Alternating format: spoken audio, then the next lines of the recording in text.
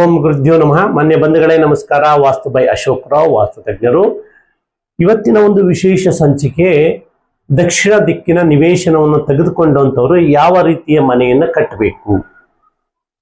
ನೀವು ಮನೆಯನ್ನು ಕಟ್ಟುವಾಗ ಪರಿಪೂರ್ಣವಾಗಿ ಆಯಸಮ್ಮತವಾಗಿ, ವಾಸ್ತುಸಮ್ಮತವಾಗಿ, ದಿಕ್ಕಿಗೆ ಅನುಗುಣವಾಗಿ ಉಚ್ಚ ಸ್ಥಾನದಲ್ಲಿ ಏನ್ ಬರಬೇಕು ಅದನ್ನ ಪರಿಪೂರ್ಣ ಅಳವಡಿಸ್ಕೊಂಡು, ಮಧ್ಯಮ ಸ್ಥಾನದಲ್ಲಿ ಏನೇನು ಅಳವಡಿಸ್ಕೊಳ್ಬೇಕು ಅಂತ ನೀವು ಪರಿಪೂರ್ಣ ಅಳವಡಿಸ್ಕೊಂಡಿದ್ದಾಗ ನಿಮ್ಮ ಜೀವನದಲ್ಲಿ ನಿಮಗೆ ಅಗರ್ಭ ಶ್ರೀಮಂತಿಕೆ, ಹಣ ಐಶ್ವರ್ಯ ಇರ್ಬೋದು, ಸಂತಾನ ಭಾಗ್ಯ ಇರ್ಬೋದು, ಮನೆಯಲ್ಲಿ ಜವಾಬ್ದಾರಿಯ ವ್ಯಕ್ತಿಗಳು ಜವಾಬ್ದಾರಿ ತೆಗೆದುಕೊಳ್ಳೋದಿರ್ಬೋದು, ಶ್ರೀಮಂತಿಕೆ ಅನ್ನೋದು ನಿಮ್ಮನ್ನು ಹುಡಿಕೊಂಡು ಬರ್ತಾರೆ. ಅದೇ ನಾವೇನ್ ಮಾಡ್ತೀವಿ ಅಂದ್ರೆ, ದಕ್ಷಿಣ ದಿಕ್ಕಿನ ನಿವೇಶನವನ್ನ ತುಂಬಾ ಜನ ಅದು ಮೃತ್ಯುವಿನ ಸ್ಥಾನ ಅಂದ್ಕೊಂಡಿದ್ದಾರೆ. ಆಕ್ಚುಲಿ ಅದು ಯಮನ ಒಂದು ಸ್ಥಾನ. ಒಂದು ಗ್ರಹಾಧಿಪತಿ ಬಂದು ಕುಜ, ಮಂಗಳ ಬರ್ತಾರೆ, ಅಂಗಾರಕ ಅಂತ ನಾವೇನ್ ಹೇಳ್ತೀವಲ್ಲ ಅವರು ಬರ್ತಾರೆ. ಹಾಗೆ ವೆರಿ ಪವರ್ಫುಲ್ ದಿಕ್ಕು. ನೀವು ನೆನ್ಪಿಟ್ಕೊಳ್ಳಿ, ದಕ್ಷಿಣ ದಿಕ್ಕಿನ ನಿವೇಶನದಲ್ಲಿ ದೊಡ್ಡ ದೊಡ್ಡ ಮನೆಯನ್ನು ಕಟ್ಟಿದವರು ದೇಶ ವಿದೇಶಗಳಲ್ಲಿ ವ್ಯಾಪಾರಗಳನ್ನು ಮಾಡ್ತಾರೆ, ಯಾವುದೇ ಕ್ಷೇತ್ರದಲ್ಲಿ ಸಕ್ಸಸ್ ಆಗ್ತಾರೆ. ಆದ್ರೆ ನಮ್ಮ ನಿವೇಶನವನ್ನ ಏನಿದೆಯಲ್ಲ ಆ ನಿವೇಶನವನ್ನ ಪರಿಪೂರ್ಣವಾಗಿ ವಾಸ್ತುವಾಗಿ ಅಳವಡಿಸ್ಕೊಳ್ಬೇಕು. ನೀವು ಮನೆಯನ್ನು ಕಟ್ಟುವಾಗ ಎಡವಟ್ಟು ಮಾಡಿಕೊಂಡು ಆಮೇಲೆ ಪರಿಹಾರಕ್ಕೆ ಹುಡಿಕೊಂಡು ಹೋದ್ರೆ ಎಲ್ಲಿ ಸಿಗ್ತದೆ ಅಂದ್ರೆ, ಮನೆ ಕಟ್ಟುವಾಗ ನೀವು ಜವಾಬ್ದಾರಿ ತೆಗೆದುಕೊಂಡ್ರಿ, ನಿಮಗೆ ಶಾಶ್ವತ ಪರಿಹಾರ ನಿಮ್ಮ ಮನೆಯೇ ಕೊಡ್ತದೆ. ಆದ್ರೆ ಮನೆಯನ್ನು ಕಟ್ಟಬೇಕಾದ್ರೆ ಎಡವಟ್ಟು ಮಾಡಿ ಮನೆಯನ್ನು ಕಟ್ಟಿ ಮತ್ತೆ ಪರಿಹಾರಕ್ಕೋಸ್ಕರ ನೀವು ತುಂಬಾ ದೇವಸ್ಥಾನಗಳು ಹಾಗೆ ಇನ್ನೂ ಅನೇಕ ಅಳವಡಿಕೆಗಳಿಗೋಸ್ಕರ ಓಡಾಡ್ತಾ ಇರ್ತೀರಿ. ಯಾವಾಗ ನೀವು ಅದನ್ನ ಅಳವಡಿಸ್ಕೊಂಡು, ನಿಮಗೆ ಒಂದು ವೇಳೆ ಅಳವಡಿಕೆ ತಪ್ಪು ಅಂತ ಹೇಳಲ್ಲ, ಏನೋ ಪರಿಹಾರ ಕ್ಷಣಿಕದಲ್ಲಿ ಸಿಗುತ್ತೆ. ನೀವು ಎಷ್ಟು ಶ್ರಮಪಟ್ಟು ಒಳ್ಳೇದು ಮಾಡಕ್ ಬಯಸ್ಕೊಳ್ಬೇಕು ಅಂತ ನೀವು ಅಂದ್ಕೊಂಡಿರ್ತೀರಿ, ಅದೇ ತರ ನಿಮ್ಮ ಮಕ್ಕಳು ಮಾಡ್ಲಿಕ್ಕೆ ಆಗಲ್ಲ. ಯಾಕೆಂದ್ರೆ ಅದು ನಿಮ್ಮ ನಂತರ ನಿಮ್ಮ ಮಕ್ಕಳ ಮೇಲೆ ಪರಿಣಾಮವನ್ನ, ಒಳ್ಳೆಯ ಪರಿಣಾಮವನ್ನು ಬೀರ್ತದೆ ಅಥವಾ ದುಷ್ಪರಿಣಾಮವನ್ನು ಬೀರ್ತದೆ. ಗ್ರಹಾಧಿಪತಿ ಬಂದು ಮಂಗಳ ಆಗಿರೋದ್ರಿಂದ ವೆರಿ ಪವರ್ಫುಲ್ ದಿಕ್ಕು. ನೋಡಿ, ಉದಾಹರಣೆಗೆ ನಿಮ್ಮದೊಂದು ನಿವೇಶನ ಇದೆ, ಕರೆಕ್ಟಾ? ಇದೊಂದು ನಿಮ್ಮದೊಂದು ನಿವೇಶನ. ಇಲ್ಲಿ ನಿಮ್ಮದೊಂದು ದಕ್ಷಿಣದ ರಸ್ತೆ. ಹಾಗೆ ನೀವು ಮನೆಯನ್ನು ಕಟ್ಟಬೇಕಾದ್ರೆ ಕೆಲವರು ಏನ್ ಮಾಡ್ತಾರೆ, ದಕ್ಷಿಣದಲ್ಲಿ ಹೆಚ್ಚು ಖಾಲಿ ಜಾಗವನ್ನು ಬಿಡೋದು, ಪೂರ್ವ ಮತ್ತೆ ಉತ್ತರದಲ್ಲಿ ಏನು ಜಾಗ ಬಿಡದೆ ಮನೆಯನ್ನ ಕಟ್ಟಿಬಿಡ್ತಾರೆ. ನೀವು ಮನೆ ಕಟ್ಟಬೇಕಾದ್ರೆ ಯಾವ ತರ ಪ್ಲಾನ್ ಮಾಡ್ಕೊಳ್ಬೇಕು ಅಂತ ಹೇಳ್ತೀನಿ ನೋಡಿ ಬಂಧುಗಳೇ. ಗ್ರೌಂಡ್ ಫ್ಲೋರ್ ಅಲ್ಲಿ ನೀವು ಅರ್ಧ ಪಾರ್ಕಿಂಗ್ ಬಿಟ್ಕೊಂಡು, ಪೂರ್ವದಲ್ಲಿ ಪಾರ್ಕಿಂಗ್ ಜಾಸ್ತಿ ಬಿಟ್ಕೊಂಡು, ನಂತರ ನೀವು ಎಲ್ಲ ಕಡೆ ಇದನ್ನ ನೋಡಿ. ಈಗ ಉದಾಹರಣೆಗೆ ಈ ಮನೆ ಇಷ್ಟು ನೀವು ತಗೊಂಡ್ರಿ, ಕೆಳಗಡೆ ಬೇಕಾದ್ರೆ ಕೊಟ್ಬಿಟ್ಟು ಇಲ್ಲಿ ಪಾರ್ಕಿಂಗ್ ಕೊಡ್ಬೋದು. ಇಲ್ಲಿ ಒಂದು 2 ಅಡಿ ಜಾಗ ಉತ್ತರದಲ್ಲಿ, ಇಲ್ಲೊಂದು 2 ಅಡಿ, ಅಂದ್ರೆ 2 ಅಡಿ ಬ್ಯಾಲೆನ್ಸ್ ಆಗುತ್ತೆ. ಇಲ್ಲಿ 1 ಅಡಿ ಪಶ್ಚಿಮದಲ್ಲಿ ಒಂದು 6 ಅಡಿ ಅಥವಾ 7 ಅಡಿ ನಿಮಗೆ ಎಷ್ಟು ಬೇಕು, ಕೆಳಗಡೆ ಒಂದು ಪಾರ್ಕಿಂಗ್ ಬಿಟ್ಕೊಂಡು ಸಿಂಗಲ್ ಬೆಡ್ರೂಮ್ ಒಂದು ಸೂಪರ್ ಆದ ಮನೆ ಬರ್ತದೆ. ನಂತರ ನಿಮ್ಗೆ ಏನಾಯ್ತು ಅಂದ್ರೆ, ಇಲ್ಲಿ ನೋಡಿ ಉತ್ತರನೂ ಜಾಸ್ತಿ ಖಾಲಿ ಇಲ್ಲ, ದಕ್ಷಿಣನೂ ಖಾಲಿ ಇಲ್ಲ. ಆಗೇನಾಗುತ್ತೆ ಅಂದ್ರೆ 2 ಬ್ಯಾಲೆನ್ಸ್ ಆಯ್ತು. ಆದ್ರೆ ಮನೆಗೆ ಮುಖ್ಯಸ್ಥನವರು ಒಬ್ರು ಇದ್ದೇ ಇರ್ತಾರೆ. ಈಗ ಆ ಮನೆಯ ಮುಖ್ಯಸ್ಥನು ಆರೋಗ್ಯವಾಗಿ, ಆನಂದವಾಗಿ, ನೆಮ್ಮದಿ ಶಾಂತಿಯಿಂದ ಬದುಕಬೇಕು ಅಂದ್ರೆ ಆ ಮನೆಗೆ ಪೂರ್ವದಲ್ಲಿ ವಿಶೇಷವಾಗಿ ಹೆಚ್ಚಿನ ಖಾಲಿ ಜಾಗ ಬಿಡ್ಲಿಕ್ಕೆ ಬೇಕು. ಕೆಲವರು ಏನ್ ಮಾಡ್ತಾರೆ ಅಂದ್ರೆ, ದಕ್ಷಿಣದಲ್ಲಿ ಜಾಸ್ತಿ ಜಾಗ ಬಿಟ್ಬಿಡ್ತಾರೆ, ಎಂಡ್ ತನಕ ಇಲ್ಲಿ ಕಟ್ಟಿಬಿಡ್ತಾರೆ. ಆ ಮನೆಯ ಮುಖ್ಯಸ್ಥನಿಗೆ ಏನ್ ಕೆಲಸ ಮಾಡಿದಕ್ಕೂ ಸಪೋರ್ಟ್ ಮಾಡ್ತಾ ಇರಲ್ಲ, ಬಾಡಿ ತುಂಬಾ ಕಷ್ಟ ಪಡ್ತಾ ಇರ್ತಾರೆ. ಬಟ್ ಉದ್ದೇಶ ಮಾಡಬಾರ್ದು ಅನ್ನೋದಲ್ಲ. ಆದ್ರೂ ಇಲ್ಲಿ ಲೋಪದೋಷಗಳು. ಕೆಲವರು ಏನ್ ಮಾಡ್ಬಿಡ್ತಾರೆ, ಇಲ್ಲಿ ಮೆಟ್ಲು ಹಾಕ್ಬಿಡ್ತಾರೆ. ಉಚ್ಚ ಸ್ಥಾನ ನೋಡಿ, ಇದು ದಕ್ಷಿಣ ಆಗ್ನೇಯದಲ್ಲಿ ಮೆಟ್ಲು ಇಲ್ಲೇ ಕೊಟ್ಬಿಟ್ಟು ಇಲ್ಲೇ ಒಂದು ಬಾತ್ರೂಮ್ ಕೊಟ್ಬಿಡ್ತಾರೆ, ಪಾರ್ಕಿಂಗ್ ಈ ಕಡೆ ಬಿಟ್ಕೊಂಡ್ ಬಿಡ್ತಾರೆ. ಇದು ಮಹಾ ತಪ್ಪು. ದಯವಿಟ್ಟು ಆತರ ಮಾಡಬೇಡಿ. ನೋಡಿ, ಇಲ್ಲಿ ನೀವು ಒಂದು ಕೆಳಗಡೆ ಗ್ರೌಂಡ್ ಫ್ಲೋರ್ ಅಲ್ಲಿ ಅಥವಾ ನೀವು ಮನೆ ಮೇಲೆ ಇನ್ನು 4 ಫ್ಲೋರ್ ಮನೆ ಕಟ್ತೀವಿ ಅಂದ್ರೆ ಇದನ್ನು ಫುಲ್ ಪಾರ್ಕಿಂಗ್ ಮಾಡಿಕೊಂಡು, ಉಚ್ಚ ಸ್ಥಾನದಲ್ಲಿ ಸಂಪ್ ಅಂದ್ರೆ ಭೂಮಿ ಒಳಗಡೆ ಸಂಪ್, ಉಚ್ಚ ಸ್ಥಾನದಲ್ಲಿ ಸಂಪ್ ಮಾಡ್ಕೊಂಡು ಬೇಕಾದ್ರೆ ಪಾರ್ಕಿಂಗ್ ಮಾಡ್ಕೊಳ್ಬಹುದು. ಅಥವಾ ಬೇಡ ಅಂದ್ರೆ ಏನ್ ಮಾಡ್ಬೇಕು, ಗ್ರೌಂಡ್ ಫ್ಲೋರ್ ನಲ್ಲಿ ನೀವು ಈ ಭಾಗವನ್ನು ಹೆಚ್ಚು ಮನೆಯನ್ನ ಕಟ್ಕೊಂಡು ಇಲ್ಲಿ ಖಾಲಿ ಬಿಟ್ಕೊಂಡಾಗ ಪೂರ್ವ ಈ ಮನೆಗೆ ಹಗರ ಆಗುತ್ತೆ. ನಂತರ ಈ ಸೇಮ್ ಆಸ್ ಇಟ್ ಇಸ್ ಏನಿದೆಯಲ್ಲ, ಆಗ ನಿಮಗೆ ಇಲ್ಲಿ ಸ್ವಲ್ಪ ಆಯ ಚೇಂಜ್ ಆಗುತ್ತೆ. ಕೆಳಗಡೆ ನಿಮಗೆ ಪಾರ್ಕಿಂಗ್ಗೋಸ್ಕರ ವೆಹಿಕಲ್ ಪಾರ್ಕಿಂಗ್. ಉದಾಹರಣೆಗೆ ನೀವು ಒಂದು 30-40 ಸೈಟ್ ಅಲ್ಲಿ ಬಾಡಿಗೆ ಕೊಡೋರಾದ್ರೆ ಒಂದು 6 ಮನೆ ಬಾಡಿಗೆ ಅಂತ ಇಟ್ಕೊಳ್ಳಿ. 6 ಮನೆಯಲ್ಲಿ 1 ಮನೆಯಲ್ಲಿ ನೀವಿರ್ತೀರಿ, ಇನ್ನೊಂದು 5 ಮನೆ ಬಾಡಿಗೆ ಅಂತ ಅಂದಾಗ ನೀವು ಗ್ರೌಂಡ್ ಫ್ಲೋರ್ ಫುಲ್ಲು ಒಂದು ಚಿಕ್ಕ ಮನೆ ಮಾಡಿ ಪಾರ್ಕಿಂಗ್ ಮಾಡ್ಕೊಂಡ್ರಿ. ನಂತರ ಅದ್ರ ಮೇಲೆ ನಿಮ್ಗೆ ಫುಲ್ ಒಂದು ಏನು 30-40 ನಲ್ಲಿ ನಿಮ್ಗೆ ಯಾವ ತರ ಆಯ ಬೇಕು ಈ ಆಯದಲ್ಲಿ ಪರಿಪೂರ್ಣ ಮಾಡ್ಕೊಂಡ್ರಿ. ಆಗೇನಾಗುತ್ತೆ ಅಂದ್ರೆ ಈ ಮನೆಗೆ ಉಚ್ಚ ಸ್ಥಾನದಲ್ಲಿ ಪ್ರವೇಶ ದ್ವಾರ ಆಯ್ತು, ಇಲ್ಲಿ ಮಧ್ಯಮ ಸ್ಥಾನದಲ್ಲಿ ಮೆಟ್ಲು ಸ್ಟೇರ್ ಕೇಸ್ ಬಂತು, ಒಳ್ಳೇದು. ಅವಾಗ ಉಚ್ಚ ಸ್ಥಾನದಲ್ಲಿ ಪ್ರವೇಶ ಕೊಡಬೇಕು ಈ ಮನೆಗಳಿಗೆ. ನೋಡಿ ಇಲ್ಲಿ ಈ ಮನೆಯಲ್ಲಿ ಇಲ್ಲಿ ನೀವು ದಕ್ಷಿಣ ಆಗ್ನೇಯದಲ್ಲಿ ಎಂಟ್ರೆನ್ಸ್ ಆಯ್ತು ಅಂದ್ರೆ ಪೂರ್ವ ಈಶಾನ್ಯದಲ್ಲಿ ಎಂಟ್ರೆನ್ಸ್ ಕೊಟ್ಟಾಗ ಇಲ್ಲಿ ಮನೆಯ ಗಂಡು ಮಗನು ಆನಂದವಾಗಿರ್ತಾನೆ, ಮನೆಯ ಹೆಣ್ಣು ಮಕ್ಕಳು ಚೆನ್ನಾಗಿರ್ತಾರೆ. ಹಾಗೆ ನೆಕ್ಸ್ಟ್ ಬರ್ತದೆ ನಿಮ್ಮ ಮನೆ, ಇದು ಗ್ರೌಂಡ್ ಫ್ಲೋರ್ ಅಂದ್ಕೊಳ್ಳಿ, ಇದೆಲ್ಲ ನಿಮಗೆ ಗ್ರೌಂಡ್ ಫ್ಲೋರು, ಇದು ನಿಮ್ ಪಾರ್ಕಿಂಗ್ ಪಿಲ್ಲರ್. ನೋಡಿ ನೆಕ್ಸ್ಟ್ ನಿಮ್ ಮನೆ ನಿಮ್ಗೆ ಎಳ್ಕೊಳ್ತೀರಿ, ಎಳ್ಕೊಂಡ ಮೇಲೆ ಇಲ್ಲೇನ್ ಬರ್ತದೆ ನಿಮಗೆ ಟೋಟಲ್ ಆಗಿ ಇಲ್ಲಿ ಬರ್ತದೆ. ಇಲ್ಲಿ ಒಂದು 3 ಅಡಿ ಪ್ಯಾಸೇಜು, ಇಲ್ಲೊಂದು 2 ಅಡಿ, ಮತ್ತೆ ಇಲ್ಲೊಂದು 2 ಅಡಿ ಬಿಟ್ಟು. ಹಾಗೆ ಯಾಕೆಂತಂದ್ರೆ ನಿಮ್ಗೆ ಇಲ್ಲಿ ಉಚ್ಚ ಸ್ಥಾನದಲ್ಲಿ ಮನೆಗೆ ಪ್ರವೇಶ ಆಗುತ್ತೆ, ಇದು ನಿಮ್ದು ಗೇಟ್ ಆಗುತ್ತೆ. ಓಕೆನಾ? ಇದು ಗ್ರೌಂಡ್ ಫ್ಲೋರ್ ಆಯ್ತು, ಮತ್ತೆ ಫಸ್ಟ್ ಫ್ಲೋರ್. ನಂತರ ನೀವು ಯಾವ ತರ ಬೇಕಾದ್ರೆ ಕಟ್ಕೊ, ಅದ್ರ ಮೇಲೆ ನೀವು ಒಂದು 2 ಫ್ಲೋರ್ ಮನೆ ಕಟ್ಕೊಂಡ್ರು ನಿಮ್ಗೊಂದು 5 ಮನೆ ಬಾಡಿಗೆ ಬರ್ತದೆ. ಅಂದ್ರೆ ಸಿಂಗಲ್ ಬೆಡ್ರೂಮ್ ಒಂದು 5 ಮನೆ ಬಾಡಿಗೆ ಮಾಡ್ಕೊಂಡು ಒಂದು ಮನೆ ತಾವಿರ್ಬೋದು. ಆಗ ಏನಾಗುತ್ತೆ ಅಂದ್ರೆ ಈ ದಕ್ಷಿಣ ದಿಕ್ಕಿಗೆ ಆಯಾ ಮತ್ತೆ ವಾಸ್ತು ದಿಕ್ಕಿಗೆ ಅನುಗುಣವಾಗಿ ನೀವು ಮನೆಯನ್ನ ಕಟ್ಟಿದಾಗ ನಿಮಗೆ ಪರಿಪೂರ್ಣ ಫಲಗಳನ್ನ ದಕ್ಷಿಣ ದಿಕ್ಕಿನಿಂದ ಒಂದು ಬರುವಂತ ಸಾಧ್ಯತೆ ತುಂಬಾ 100% ಬರ್ತದೆ. ಆದ್ರೆ ಇಲ್ಲಿ ಏನಾದ್ರು ಲೋಪದೋಷಗಳು ಮಾಡ್ಕೊಂಡಾಗ ನಿಮ್ ಲೈಫಲ್ಲಿ ನೀವು ಎಷ್ಟೇ ಸ್ಟ್ರಗಲ್ ಮಾಡ್ತಾ ಇರಿ, ನೀವು 60% ಮೇಲೆ ಹೋಗೋದಕ್ಕಾಗಲ್ಲ. ಯಾಕೆಂತಂದ್ರೆ ಇಲ್ಲಿ ನೋಡಿ ಉಚ್ಚ ಸ್ಥಾನದಲ್ಲಿ ಸಂಪಿದೆ, ಉಚ್ಚ ಸ್ಥಾನದ ಒಂದು ಡೋರ್ ಇದೆ, ಮನೆ ಮುಖ್ಯಸ್ಥ ಚೆನ್ನಾಗಿರ್ತಾರೆ, ಇಲ್ಲಿ ಉಚ್ಚ ಸ್ಥಾನದಲ್ಲಿ ಇದೆ. ಹಾಗೇನ್ ಮಾಡ್ಬೇಕು ಅಂದ್ರೆ ಪೂರ್ವದಲ್ಲಿ ಆದಷ್ಟು ಹೆಚ್ಚಿನ ಜಾಗವನ್ನು ಬಿಟ್ಕೊಂಡು ಈ ಮನೆಗೆ ನೀವು ಪ್ರವೇಶ ದ್ವಾರ ಮಾಡಿದಾಗ ಉತ್ತಮವಾದಂತ ವಾಸ್ತು ಬಲ ಬರ್ತದೆ. ಅವಾಗ ನಿಮ್ಮ ಇಂಜಿನಿಯರ್ ಏನ್ ಮಾಡ್ತಾರೆ ಅಂದ್ರೆ ಅವರು 8 ಮನೆ ಕಟ್ಬಿಡ್ತಾರೆ, ಅದಕ್ಕೆ ಕೆಳಗೆ ಇಷ್ಟು ಪಾರ್ಕಿಂಗ್ ಮಾಡ್ಬಿಟ್ಟು ನಿಮಗೆ ಇಷ್ಟೇ ಸಾಕು ಅಂತಾರೆ. ಯಾವುದೇ ಕಾರಣಕ್ಕೂ ದಕ್ಷಿಣದವರು ಪಾರ್ಕಿಂಗ್ ಮಾಡ್ಬೇಕು ಅಂದ್ರೆ ಪೂರ್ವದಲ್ಲಿ ಅರ್ಧ ನಿವೇಶನ ನೀವು ಪಾರ್ಕಿಂಗ್ ಇಟ್ಕೊಂಡು ತೊಂದರೆ ಇಲ್ಲ, ತುಂಬಾ ಒಳ್ಳೆಯ ಒಂದು ವಾಸ್ತು ಬರ್ತದೆ. ಅದು ಏನ್ ಮಾಡ್ತಾರೆ, ಕೆಲವರು ಫುಲ್ ದಕ್ಷಿಣ ಖಾಲಿ ಮಾಡ್ಕೊಂಡು ಇಲ್ಲೆಲ್ಲೋ ದಕ್ಷಿಣದಲ್ಲಿ ಒಂದು ಸಂಪ್ ಮಾಡಿಬಿಡ್ತಾರೆ. ಇದು ರಾಂಗು. ಹೆಣ್ಣು ಮಕ್ಕಳಿಗೆ ಯಾವಾಗ ಅನಾರೋಗ್ಯ, ಆರ್ಥಿಕ ಸಂಕಷ್ಟ, ಸಮಸ್ಯೆಗಳ ಮೇಲೆ ಸಮಸ್ಯೆ, ಮನೆಗೆ ಬಂದಂತ ಮುಂದೆ ನಿಮ್ಮ ನಂತರ ಸೊಸೆ ಬಂದಂತವ್ರಿಗೆ ಅವ್ರಿಗೂ ಸಹ ಅವ್ರ ಮನೆಯಿಂದ ಬರುವಾಗ ತುಂಬಾ ಚೆನ್ನಾಗಿರ್ತಾರೆ, ಬಂದ ನಂತರ ಅವ್ರ ಅನಾರೋಗ್ಯಕ್ಕೆ ಈಡಾಗ್ತಾರೆ. ಹಾಗಾಗಿ ಕೆಲವರು ಏನ್ ಮಾಡ್ತಾರೆ, ಇಲ್ಲಿ ಸಂಪುಗಳು ಮಾಡೋದು, ಇಲ್ಲಿ ಉಚ್ಚ ಸ್ಥಾನದಲ್ಲಿ ಮೆಟ್ಲುಗಳು ಕೊಟ್ಬಿಡ್ತಾರೆ, ಇಲ್ಲಿ ಆಕ್ಚುಲಿ ನೀಚ ಸ್ಥಾನದಲ್ಲಿ ಮೆಟ್ಲು ಕೊಟ್ಟು ಜನ ಏನು ಸುಲಭವನ್ನು ನೋಡ್ತಿರ್ತಾರೆ, ಇಲ್ಲಿಂದ ಹತ್ತಿ ಮತ್ತೆ ಇಲ್ಲಿ ಉಚ್ಚ ಸ್ಥಾನದ ಪ್ರವೇಶ ದ್ವಾರ ಮಾಡ್ಬೇಕು ಅಂತ. ನೀವು ಆತರ ಯೋಚನೆ ಮಾಡ್ಲಿಕ್ಕೆ ಹೋದ್ರೆ ಇಲ್ಲಿ ಲೋಪದೋಷಗಳಾಗಿ ರೋಗಗ್ರಸ್ತ ಗೂಡಾಗುತ್ತೆ, ಆರ್ಥಿಕ ಪರಿಸ್ಥಿತಿಗಳು ಜೀರೋ ಆಗಿ ಹೋಗುತ್ತೆ, ಮನೆಯಲ್ಲಿ ಯಾರಿಗೂ ನೆಮ್ಮದಿ ಇರೋದಿಲ್ಲ. ಇದೊಂದು ಗಮನದಲ್ಲಿ ಇಟ್ಕೊಳ್ಳಿ. ದಕ್ಷಿಣ ದಿಕ್ಕು ಇಸ್ ವೆರಿ ಪವರ್ಫುಲ್ ದಿಕ್ಕು. ಗ್ರಹಾಧಿಪತಿ ಬಂದು ಕುಜ, ದಿಕ್ಪಾಲಕರು ಬಂದು ಯಮ.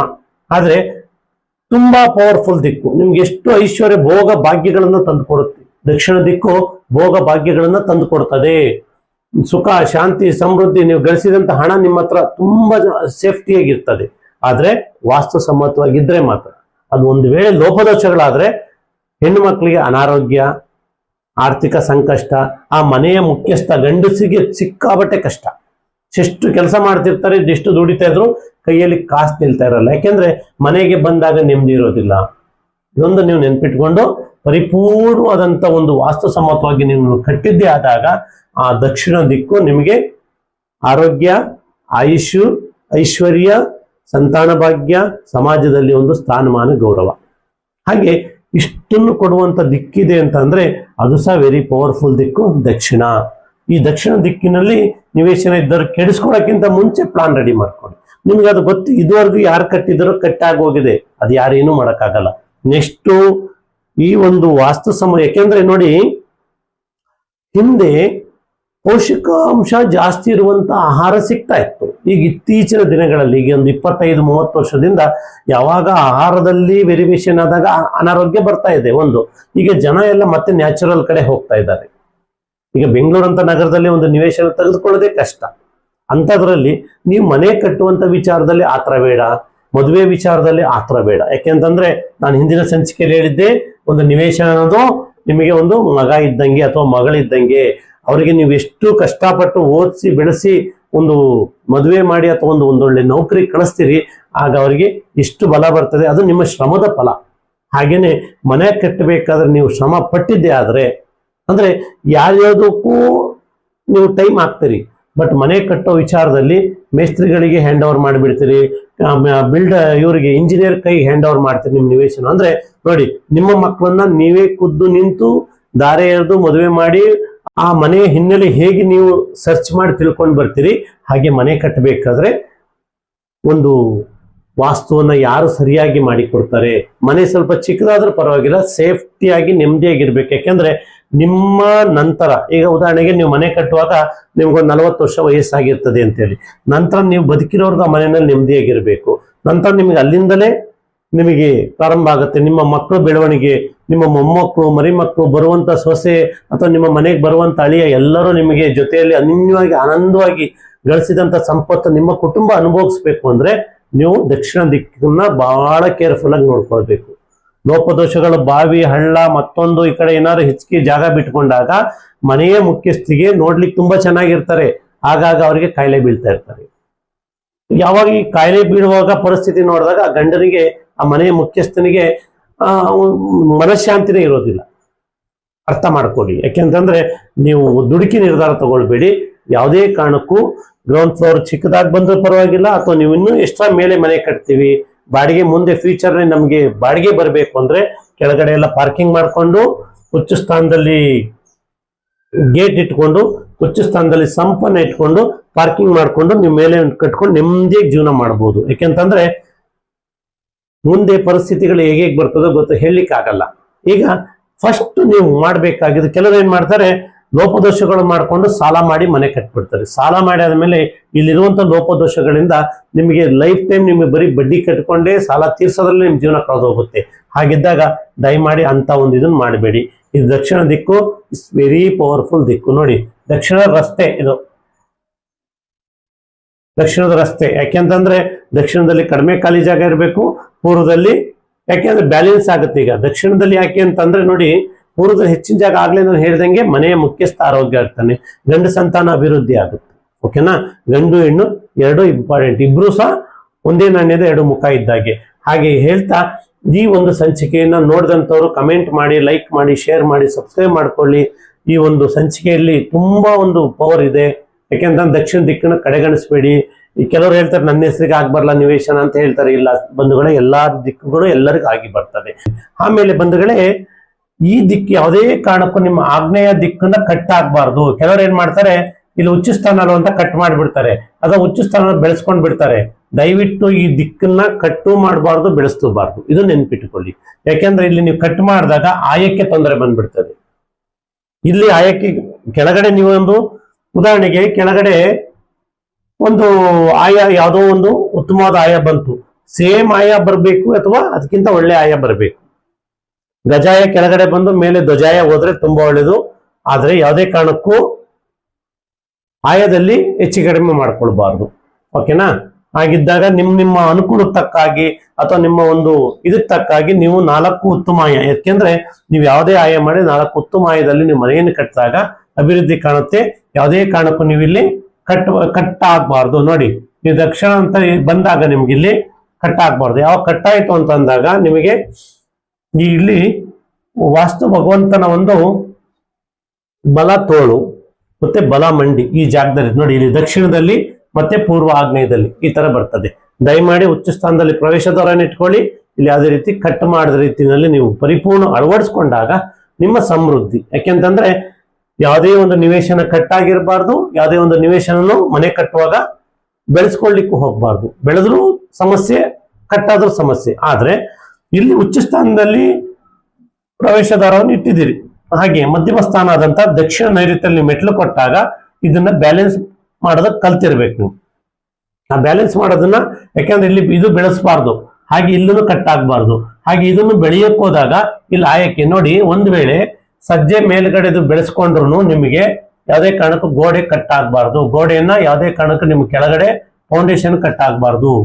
ಫೌಂಡೇಶನ್ ಕಟ್ಟಾಯ್ತು ಅಂದ್ರೆ ಯಾವ ಆಯ ಬಂದಿದೆ ಅಂತ ಹೇಳಕ್ಕಾಗಲ್ಲ. ಆಯವನ್ನ ಕಂಡಿಡಿಯಕ್ಕೆ ತುಂಬಾ ಟೈಮ್ ತಗೊಳುತ್ತೆ. ನಿಮ್ಮ ಆತ್ರಕ್ಕೆ ಅವ್ರು ಏನೋ ಒಂದು ಆಯ ಹಾಕೊಟ್ಬಿಟ್ಟು ಆಮೇಲೆ ನಾಳೆ ಆಯದಲ್ಲಿ ಬಂದಾಗ ಆಯ ಆಯುಷ್ಯನ ನಿರ್ಧಾರ ಮಾಡ್ತದೆ. ನೆನ್ಪಿಟ್ಕೊಳ್ಳಿ, ಆಯ ನಿಮ್ಮ ಆಯುಷ್ಯನ ನಿರ್ಧಾರ ಮಾಡ್ತದೆ.